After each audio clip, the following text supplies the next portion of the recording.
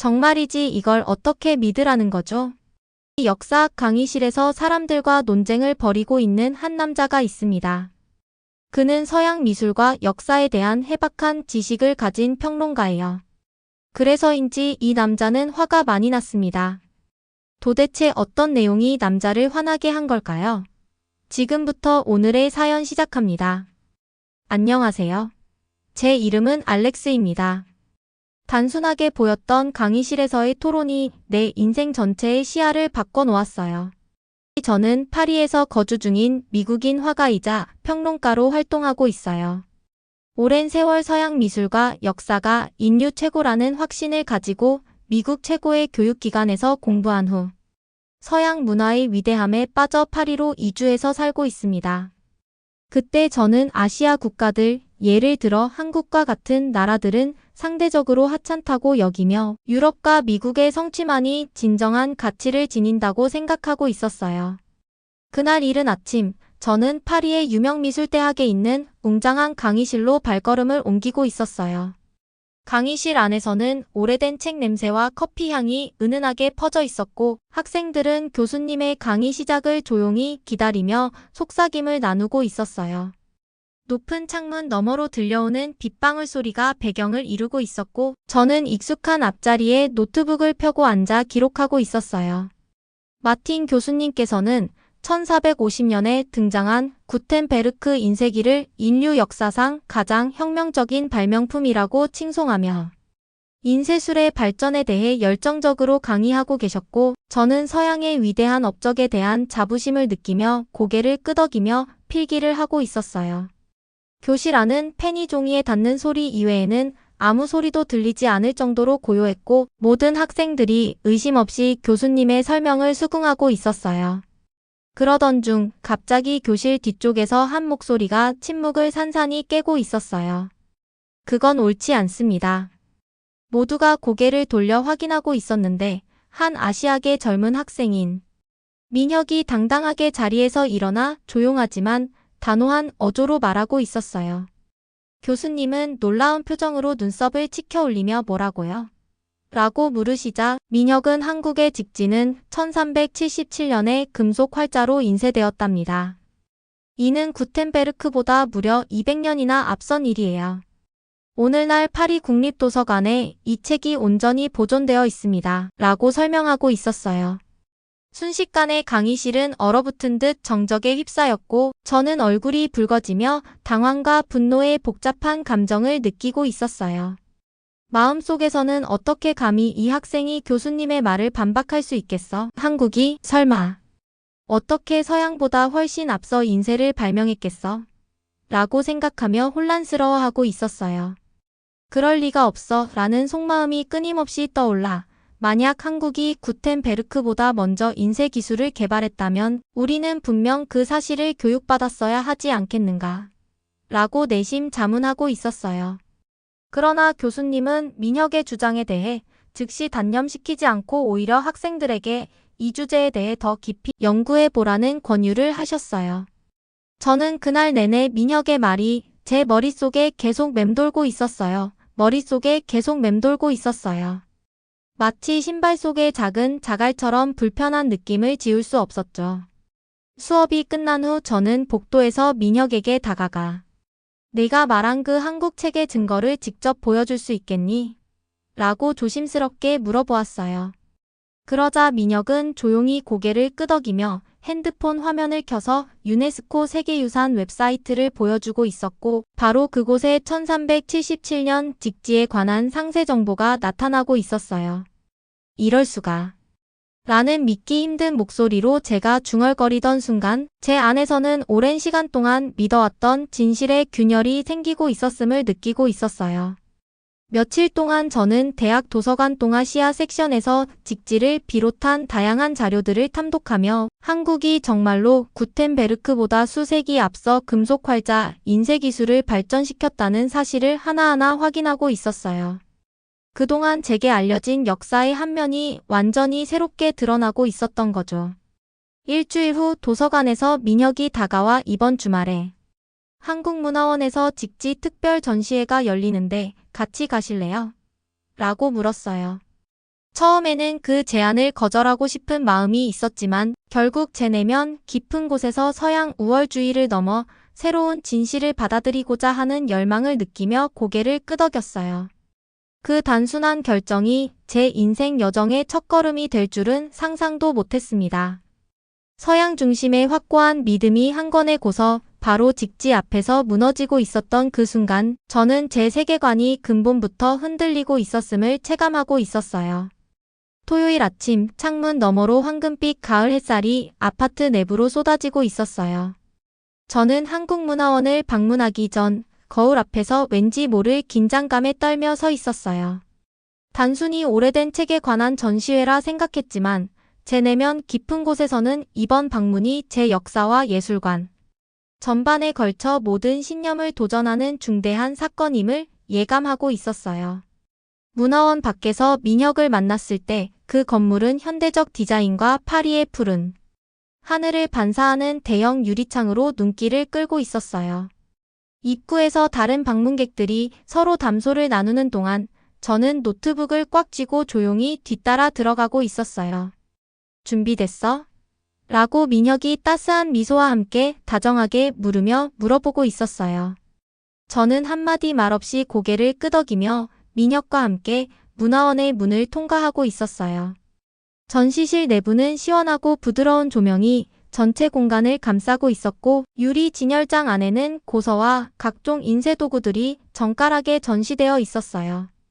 또한 선명한 사진들이 희미하게 빛바랜 한글 페이지들을 담아내고 있었으며 전시장 중앙에는 보석처럼 빛나는 직지 복제품이 유리 케이스 안에 보호되고 있었어요. 저는 그 앞에 천천히 다가가서 자세히 살펴보았어요. 그 순간 200년 전 구텐베르크의 성경보다 훨씬 이전에 이미 인쇄 기술이 존재했다는 사실에 경이로움과 놀라움을 금치 못하고 있었어요. 정말 아름답네요. 라고 저는 속삭이듯 말하며 감탄하고 있었어요. 민혁은 고개를 끄덕이며 흥덕사의 승려들이 1377년에 불교 경전을 인쇄하기 위해 금속 활자를 사용했답니다. 라고 설명하며 그 의미와 역사적 가치를 짚어주고 있었어요. 저는 전시장 곳곳을 천천히 돌아다니며 전시 설명문을 하나하나 정독하고 있었어요. 전시회는 직지가 어떻게 한국에서 프랑스로 전해졌는지, 그 과정 속에서 역사적, 문화적 연결고리가 어떻게 만들어졌는지를 상세하게 보여주고 있었어요. 그 설명을 읽으며 저는 이 한 권의 책이 단순한 유물이 아니라 복잡하고 상호 연결된 역사의 증거임을 실감하고 있었어요. 예술가인 제 눈은 인쇄 기법의 정밀함에 매료되어 한편으로는 제 편견이 서서히 녹아내리고 있음을 체험하고 있었어요. 민혁과의 대화 속에서 제 머릿속에 쌓여왔던 서구 중심의 관념들이 점점 부서지고 있었어요. 어떻게 생각해? 라고 민혁이 세계 지도 앞에서 조용히 물었을 때 저는 말문이 막혀 겨우 내가 많은 걸 놓치고 있는 것 같아. 라고 조심스레 대답하고 있었어요. 2시간 동안 우리는 전시회의 각 구석을 꼼꼼하게 둘러보며 새로운 역사적 사실들을 접할 때마다 제 세계관이 서서히 확장되고 있었어요. 전시회가 마무리된 후 민혁과 저는 작은 카페에서 따뜻한 커피 한 잔을 나누며 서로의 생각을 정리하고 있었어요. 저는 커피를 저으며 왜 이런 중요한 사실을 학교에서는 전혀 배우지 못하는지 이해할 수 없어. 라고 토로하자 민혁은 역사는 힘을 가진 사람들이 그들의 관점에 맞게 이야기하는 것이잖아. 수세기 동안 유럽 중심의 시각이 교육을 지배해왔기에 다른 문화의 성취는 각주로 남거나 잊혀져 버린 거지 라고 했어요. 그 대화는 제 마음속에 큰 울림을 남겼고 저는 한국에 대해 더 깊이 알고 싶다는 열망을 품게 되었어요. 그날 밤 아파트 방에서 저는 한참 동안 잠을 이루지 못한 채 직지의 고요한 페이지와 그걸 만들어낸 수많은 손길들을 상상하며 왜 항상 서양 문화만이 우월하다고 믿었는지를 곱씹고 있었어요. 결국 저는 컴퓨터 앞에 앉아 한국에 관한 다양한 정보를 검색하며 화려한 고궁 사진, 반짝이는 서울 스카이라인, 산과 사찰의 모습을 눈앞에 펼쳐보며 깊은 감동을 느끼고 있었어요. 며칠 후 제 자신도 믿기 어려울 만큼 과감한 결정을 내리게 되었어요. 바로 서울로 가는 항공권을 예약하며 한국에 대해 더 깊이 배우고 직접 체험하겠다는 결심을 굳건히 하고 있었어요. 민혁에게 전화를 걸자 그는 기분 좋은 목소리로 서울에 사는 사촌이 있는데 내가 오면 직접 안내해 줄게요. 라고 말하며 저를 따뜻하게 맞이할 준비를 하고 있었어요. 내가 미친 건가요? 한 권의 책 때문에 이렇게 먼 여행을 떠난다는 게 말이 되겠어요? 라고 제가 의아해하며 물었지만 민혁은 미친 게 아니라 드디어 호기심과 진실을 찾고자 하는 마음이 생긴 거예요. 이게 바로 시작입니다. 라고 단호하게 대답해주고 있었어요. 비행기 출발 전날 밤 저는 조심스럽게 여행 가방을 싸며 스케치북과 최고급 연필도 빠짐없이 챙겼어요. 비행기는 부드러운 충격과 함께 활주로에 착륙했어요. 14시간에 걸친 긴 비행 끝에 저는 마침내 서울에 도착하며 새로운 시작을 맞이하고 있었어요. 인천국제공항의 넓은 복도를 천천히 걸었어요. 오랜 비행으로 다리가 뻣뻣해졌지만 모든 것이 새롭고 깨끗하며 믿기 어려울 정도로 현대적이었어요. 자동 이동 통로와 디지털 안내판, 여러 언어로 쓰인 표지판들이 제 발걸음을 이끌어주고 있었어요. 제가 머릿속에 그렸던 한국의 이미지가 논밭과 옛 사찰의 흐릿한 풍경으로만 그려졌던 것과는 전혀 달리 이곳은 효율적이고 깔끔한 모습으로 제 선입견을 완전히 깨고 있었어요. 수화물을 찾아서 밖으로 나갔더니 민혁의 사촌인 준호가 제 이름이 적힌 팻말을 들고 환하게 웃으며 인사하는 모습이 보였어요. 서울에 오신 것을 진심으로 환영합니다. 라고 준호는 제 수화물을 직접 받아주며 따뜻하게 맞아주고 비행은 어떠셨나요? 라고 친절하게 물었어요. 준호와 함께 공항 열차를 타고 서울 시내로 이동하는 동안 창밖 풍경은 전원 풍경에서 번잡한 도시의 모습으로 서서히 변화하고 있었어요. 높은 아파트들이 하늘을 향해 솟아오르고 화려한 간판들이 거리를 물들이며 분주한 사람들이 넓은 인도를 따라 걷고 있는 모습이 제 눈에 들어왔어요. 서울은 그 자체로 활기차고 생동감 넘치는 도시임을 뚜렷하게 느끼게 하고 있었어요. 정말 현대적이네요. 라고 저는 놀라움을 감추지 못하며 감탄하고 있었어요. 준호는 미소를 지으며 한국은 지난 수십 년 동안 급격히 변모했지만 동시에 전통을 소중히 지켜오고 있어요. 방문하는 동안 그 두 가지 면모를 모두 경험하실 수 있을 겁니다. 라고 자세하게 말해줬어요. 제가 묵었던 호텔 방은 작지만 아늑했고 창밖으로 한눈에 들어오는 도시 스카이라인의 풍경이 아름다웠어요. 잠시 휴식을 취한 후 준호와 경복궁으로 갔어요. 분주한 도심 한가운데 우뚝 서 있는 경복궁은 마치 과거의 아름다운 섬처럼 자리 잡고 있었어요. 밝은 빨강과 초록으로 칠해진 거대한 목재 대문이 인상 깊게 자리하고 있었고 그 문을 통과하자 넓은 마당과 곡선을 그리는 지붕이 있는 건물들이 감싸고 풍경이 펼쳐지고 있었어요. 제가 예전에 공부했던 유럽 궁정과는 전혀 다른 미의 기준과 규칙이 이곳에서 뚜렷하게 느껴졌어요. 이 궁은 1395년에 지어졌어요. 조선 왕조의 주요 왕궁으로서 중요한 역할을 했었지요. 라고 준호가 걸으며 역사적 배경을 설명했어요. 저는 전통 한복을 입은 가족들이 함께 사진을 찍고 있는 모습을 바라보며 이곳은 단순한 관광지가 아니라 한 민족의 문화적 자부심이 고스란히 담긴 장소임을 느꼈어요.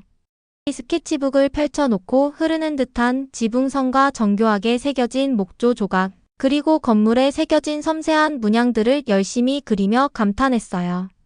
예술가인 제 눈은 이 새로운 아름다움의 형태에 점점 더 매료되어 제 마음속에 자리 잡은 편견들이 서서히 사라지는 듯한 느낌을 받았어요. 그날 오후 우리는 인사동을 방문했어요. 전통 공예품 가게들이 질비하게 늘어선 좁은 골목길을 따라 한지 공예품, 도자기, 전통 그림, 그리고 목공예품 등 소중한 보물들이 가득한 가게들을 하나하나 둘러봤어요. 어느 작은 가게 안에서는 수세기 전 직지를 인쇄할 때 사용되었을 법한 금속 활자 조각들이 진열되어 있는 것을 보고 가게 주인은 이 조각들은 직지를 인쇄할 때 쓰였던 활자의 복제품이라고 알려줬어요. 저는 그 소중한 조각을 기념품으로 구입하며 제 인생 여정의 시작과 변화를 상징하는 역사적 연결고리를 간직하기로 했어요. 저녁이 되어 준호는 저를 한강으로 데려다 주었어요.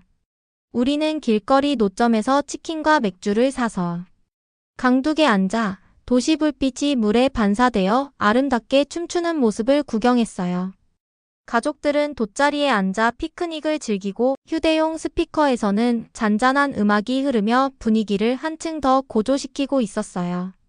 서울은 밤에 정말 아름답네요. 여기는 현지인들이 자주 찾는 장소랍니다.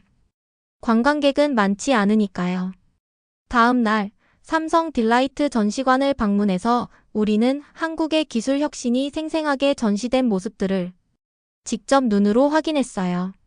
인터랙티브 전시물들이 최첨단 발명품들을 선보이며 가상현실 헤드셋은 우리를 디지털 세계로 이끌었고 음성 인식으로 작동하는 스마트 홈 시스템은 미래의 삶을 예고하고 있었어요. 점심시간에는 전통 한식당을 방문하여 다양한 반찬들이 테이블 위에 가지런히 놓인 모습을 보며 김치, 절인 채소, 시금치 무침, 그리고 달콤한 소스에 버무려진 작은 생선들을 맛보았어요. 메인 요리인 비빔밥은 뜨거운 돌솥에 담겨 나오며 밥 위에 다양한 채소, 고기, 계란, 그리고 매콤한 소스가 어우러져 한 접시를 이루고 있었어요. 식사 도중 준호는 조심스레 물었어요. 서울에 온 이후로 한국에 대한 인상이 달라졌나요? 라고 저는 젓가락을 잠시 내려놓고 깊은 생각에 잠긴 후 신중하게 대답했어요. 한국에 대한 제 인상은 물론이고 세상을 바라보는 전체적인 시각도 달라졌어요. 한국에 오기 전에는 서양 문화가 당연히 우월하다고 믿었지만 이제는 그런 생각이 얼마나 잘못된 것이었는지 뼈저리게 깨닫게 되었어요. 라고 진솔하게 말했어요. 고대의 혁신인 직지부터 현대기술과 엔터테인먼트에 이르기까지 한국은 존경과 인정을 받아 마땅한 놀라운 역사를 지니고 있어요. 그날 저녁 해가 저물어가는 서울의 남산타워에 올라 도시 전체를 내려다보며 저는 반짝이는 불빛의 바다처럼 펼쳐진 서울을 바라보고 있었어요. 수백만 개의 불빛들이 어둠 속에서 빛나고 있었고 산들의 윤곽이 어둠 속에 선명하게 드러나며 한강은 마치 검은 리본처럼 도시를 가로지르고 있었어요. 이 복잡하고 다채로운 도시를 내려다보며 저는 처음 도착했을 때와는 전혀 달라진 제 시각을 다시 한번 깨달았어요. 한때 이질적이고 열등하게 느껴졌던 모습들이 이제는 풍부한 역사와 혁신 그리고 진정한 아름다움으로 다가오고 있음을 말이에요. 준호에게 당신 덕분에 한국을 깊이 있게 이해할 수 있게 되었어요 라고 말해주었어요. 다음 날 우리는 전혀 다른 경험이 기다리고 있는 조계사에서 사찰 체험에 참여하고 있었어요. 분주한 서울 거리를 벗어나 사찰 경내로 들어서자 도시의 소음은 순식간에 사라지고 공기에는 은은한 향과 소나무 냄새가 섞여 있었어요. 황금빛 불상들이 고요하게 자리 잡은 정각들 사이로 회색 로브를 두른 승려들이 조용히 걸으며 평온한 분위기를 자아내고 있었어요. 채식 위주의 사찰 음식을 맛보며 이른 아침 승려들과 함께 명상에 참여하는 경험에 깊은 감명을 받았어요. 새벽 4시 30분 나무로 된 종소리와 북소리가 어둠 속에 울려 퍼졌어요. 동그란 방석 위에 앉아 가만히 호흡을 바라보며 왜 항상 문화를 더 낫다거나 덜하다고 평가해왔는지 스스로에게 묻고 반성하고 있었어요. 아침 식사로는 밥, 국, 그리고 여러 가지 작은 반찬들이 담긴 그릇 음식이 제공되었고 이 소박하지만 진심이 담긴 식사는 제게 뜻밖의 감동과 깊은 울림을 남기고 있었어요. 사찰 체험은 이국적인 오락이 아니라 수세기 동안 이어져 온 진정한 영적 실천이자 문화의 정수로 다가오고 있었어요. 그날 밤 저는 얇은 매트 위에 누워 가끔씩 들려오는 종소리를 들으며 제 내면에서 무언가 달라지고 있음을 느꼈어요. 저는 단순히 한국에 대해 배우는 것이 아니라 세상을 바라보는 완전히 새로운 눈을 익히고 있었어요. 다음 날이 되자 준호는 저를 또 한 번 작은 박물관에 있는 직지 전시회로 안내해줬어요. 그곳에서는 직지가 어떻게 만들어졌으며 어떻게 한국에서 프랑스로 전해졌는지에 관한 자세한 정보와 기록들이 전시되어 있었고 직지가 제 세계관을 온전히 뒤바꾸어 놓은 결정적인 순간임을 다시 한번 확신하게 되었어요. 준호가 마지막 한 끼의 한우 불고기를 함께 먹으며 무엇을 가지고 돌아갈 건가요? 라고 물었어요. 저는 불판 위에서 고기를 뒤집으며 깊은 생각에 잠긴 후 저는 새로운 시각과 깨달음을 가져갈 겁니다. 한국에 오기 전엔 제가 예술과 역사에서 무엇이 진정으로 중요한지 이미 다 알고 있다고 믿었지만 지금은 그 믿음이 얼마나 잘못되었는지 뼈저리게 깨달았습니다. 인간의 창의력과 혁신은 전 세계 곳곳에서 피어나고 있는 놀라운 현상임을 다시금 느끼게 되었어요. 저녁 식사 후 준호는 저를 공항까지 정성스럽게 배웅해 주었어요. 파리로 돌아온 후 제가 평소 믿어왔던 도시의 모습이 새롭게 다가오기 시작했어요. 익숙한 모습이지만 동시에 인간 창의력의 다양한 표현 중 하나에 불과하다는 사실을 깨닫게 되었고 저는 제 눈으로 다시 보게 된 그 도시의 새로운 면모에 감탄하고 있었어요. 아파트로 돌아오자 저는 한국에서 가져온 기념품들을 차례차례 책상 위에 정리해 놓았어요. 저는 민혁에게 전화를 걸어 제 여정을 권해준 것에 대해 감사를 전했어요. 한국은 정말 놀라웠어요. 내 말이 맞았어요. 직접 와봐야 알 수 있더라고요. 민혁이 찾고 있던 걸 찾았나요? 라고 물었고 저는 내가 찾지 않던 걸 찾았어요. 세상을 바라보는 완전히 새로운 시각이었어요. 라고 대답했어요. 다음 주 저는 제 여정이 시작된 그 대학 강의실로 돌아갔어요. 강의실은 예전보다 훨씬 넓게 느껴졌고 다양한 학생들의 모습을 보며 다시 한번 깨달음을 얻었어요. 마틴 교수님께서 구텐베르크 인쇄기에 대해 강의하실 때 저는 손을 들고 일어나서 말했어요. 인쇄 역사에서 중요한 사실을 하나 공유하고 싶습니다.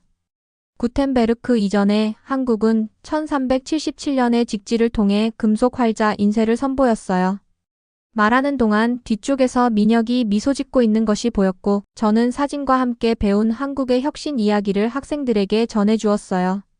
수업이 끝난 후 몇몇 학생들이 직지에 대해 질문하며 더 알고 싶어 했고 저는 제 경험을 바탕으로 성실하게 대답해 주었어요. 여전히 서양 미술과 문화를 사랑했지만 그것들이 인류 창의력의 한 표현에 불과하다는 걸 깨닫게 되었어요.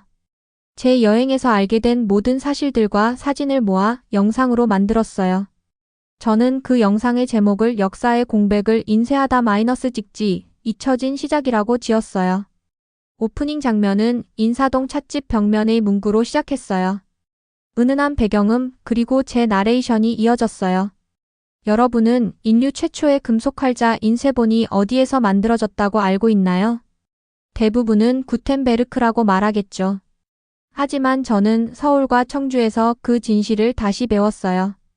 편집을 마치고 영상은 제 유튜브 채널에 업로드됐어요. 처음엔 별 기대를 하지 않았어요. 그저 몇몇 관심 있는 사람들이 봐주길 바랐을 뿐이에요. 그런데 12시간이 지나자 이상한 일이 일어났어요. 조회수가 10만을 넘겼고 알고리즘을 타기 시작했어요. 댓글은 초당 2~3개씩 달리기 시작했고 그중 절반 이상은 충격을 담고 있었어요. 이렇게 저는 제 여행이 단지 저의 소중한 경험으로 끝나지 않아서 무척 기뻐요. 이 영상으로 더 많은 사람들이 진실을 알게 되기를 바랍니다. 오늘 사연이 재밌으셨다면 좋아요와 댓글 많이 달아주세요. 오늘도 귀한 시간 내주셔서 감사합니다. 다음에 더 재밌는 사연을 여러분께 전달해 드리도록 하겠습니다. 지금까지 감동까치였습니다. 영상이 마음에 드셨다면 구독과 좋아요 부탁드리겠습니다. 감사합니다.